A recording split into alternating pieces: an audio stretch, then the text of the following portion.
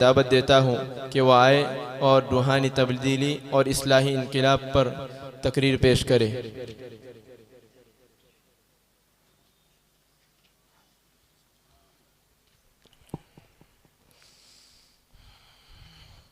हामिद व मुसल्लिया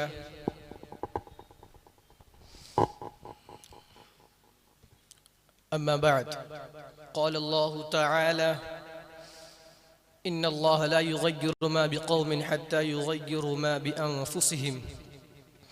खुदा ने आज तक इस कौम की हालत नहीं बदली, खुदा ने आज तक इस कौम की हालत नहीं बदली, न हो जिसको ख्याल खुद अपनी हालत बदलने का।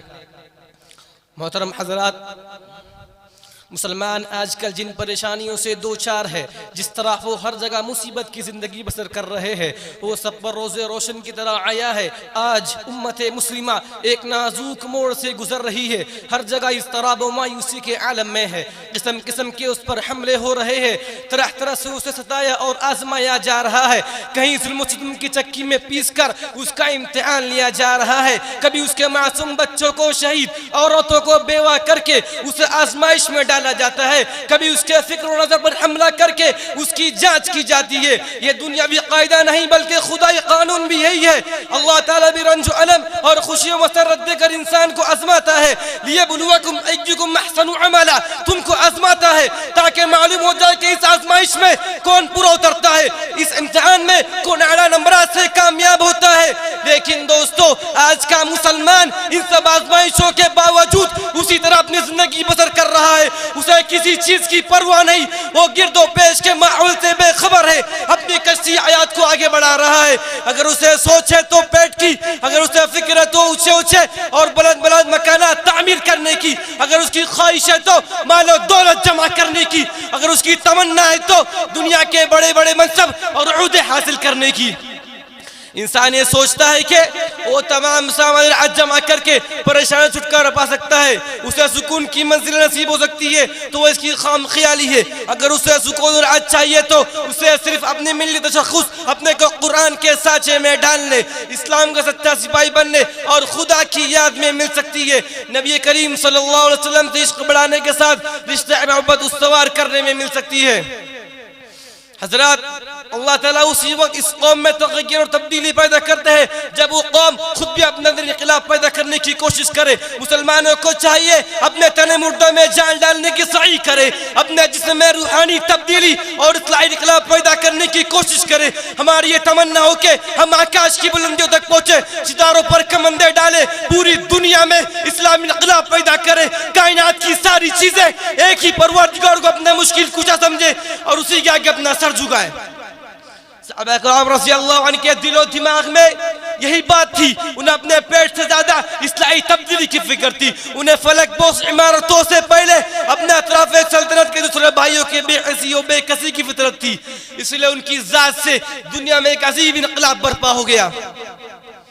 सैयदना अमीर मुआविया रज़ियल्लाहु अन्हु के जमाने में जब कुस्तुनतुनिया पर फौज किसी की गई, कुस्तुनतुनिया मशरिकी कलीसिया का मरकज था, इसलिए रूमियों ने पूरी मुदाफ़अत और भरपूर हमले की तैयारी की। मुसलमानों में भी इस्लामी इनक़िलाब की वजह से जबरदस्त जोश व वलवला था, बार बार शौक़ शहादत की तमन्ना लेकर आगे बढ़े। एक वजह ये भी थी कि कुस्तुनतुनिया की फतह की खुशखबरी रिसालत महबूब सल्लल्लाहु अलैहि वसल्लम ने दे रखी थी। इस लड़ाई में जोश व जज्बा और हौसला व इस्तक़ामत की एक तस्वीर जब निगाह के सामने आती है तो दिल दहल जाता है, आंखों में चमक सी दौड़ती है और ज़हन व दिमाग में एक हलचल सी पैदा होती है। ये तस्वीर सैयदना अबू अय्यूब अंसारी रज़ियल्लाहु अन्हु मेज़बान रसूलुल्लाह सल्लल्लाहु अलैहि वसल्लम की है।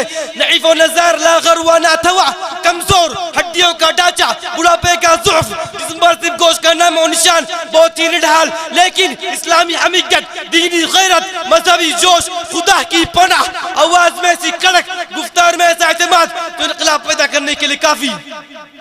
रास्ते में बीमार हो जाते हैं, हर चंद कोशिश भी की जाती है कि पीछे लौट जाए, लेकिन आपने फरमाया अगर मर जाऊं तो घोड़े के पीठ से मेरी लाश बांध देना। आपने फरमाया अगर मर जाऊं तो घोड़े के पीठ से मेरी लाश बांध देना, ताकि दूर तक इस्लाम का नाम मशहूर होता चला जाए। मुहसरा के दौरान उन जब भी मुआविया दुश्मन से लड़ाई हो रही थी तो हजरत अबू अय्यूब अंसारी रज़ी अल्लाहु अन्हु मरज़ुल मौत में मुब्तला हो गए।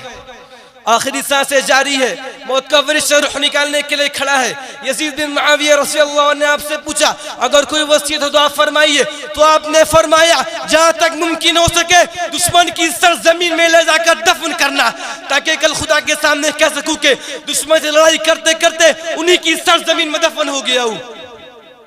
ये हजरात थे, उन्होंने खुद को इनकलाब का अलम बिरदाद सबूर कर लिया था, अपना ओढ़ना बिछोना इस्लामी नशर व शाअत बना लिया था। ये वजह थी कि वो पूरी दुनिया पर छा गए थे। आज इसी इस्लामी फिक्र पर हमले हुए, हमें मुनज़्ज़म तरीके से कुचलने की साजिशें हुई, हमारी आज़ानों पर पाबंदी लगे, हमारे कुरान पर चैलेंज किया जाए, हमारी औरतों की इस्मतदरी की जाए, लेकिन हमारी गैरत बर्दाश्त कर लेती है, हमारी हकीकत को साफ सूंघ जाता है, हमारे ज़हनों में इनकलाबी किरदार बेदार नहीं होता। इसकी वजह सिर्फ और सिर्फ यही है कि हमारे अंदर मज़हब और शरीयत की मोहब्बत नहीं रही, दीन से दूरी पैदा हो गई है। दोस्तों, हकीकत ये कि जब भी कोई फर्द बेदार होता है या कोई भी इंसान अपने अंदर तब्दीली पैदा करने की ठान लेता है और जब भी कोई कौम बेहिसी छोड़कर मैदान अमल में आ जाती है तो दुनिया की कोई ताकत उसका मुकाबला नहीं कर सकती। उसकी मर्दाना हिम्मत, बेबाकरा जुर्रत और कलंदराना किरदार के आगे सब जवाब दे देते हैं। किसी शायर ने क्या ये खूब कहा है, कांटों में जो खिलता है शुअलों में जो पलता है, कांटों में जो खिलता है शुअलों में जो पलता है, वो फूल ही गुलशन की तारीख बदलता है। तो आइए हम दुआ करें कि अल्लाह ताला अपनी रज़ा नसीब फरमावे और बारगाह एसदी में हाथ उठाकर यूं कहे अज़ाइम को सीनों में बेदार कर दे, अज़ाइम को सीनों में बेदार कर दे, मांगा है मुसलमान को तलवार कर दे। वमा अलैना इल्लल बलाग।